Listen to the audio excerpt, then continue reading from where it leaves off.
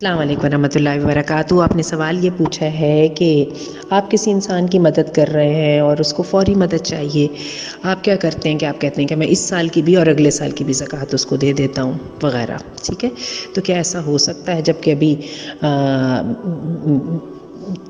یعنی ابھی پچھلا سال پورا نہیں ہوا اور اگلا یعنی ابھی ٹائم ہے آپ کی زکوٰۃ کی ادائیگی میں؟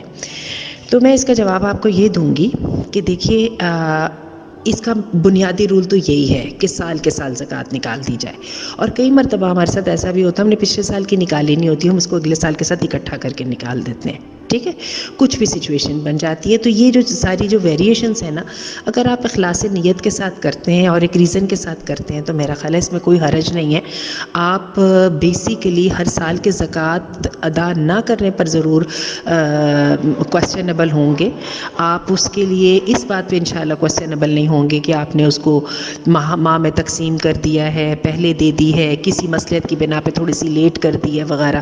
مجھے امید ہے کہ ایسا کچھ نہیں ہوگا، تو گو ہیڈ ود دس، لیکن اپنا حساب کتاب سیدھا رکھیے، کیونکہ اللہ کے رسول صلی اللہ علیہ وسلم نے فرمایا کہ بنی آدم پر ایک رات بھی ایسی گزرنی نہیں چاہیے کہ اس کی وصیت نامہ لکھا نہ ہو، ٹھیک ہے؟ اللہ تعالیٰ ہمیں حقوق کی ادائیگی کی توفیق عطا فرمائے۔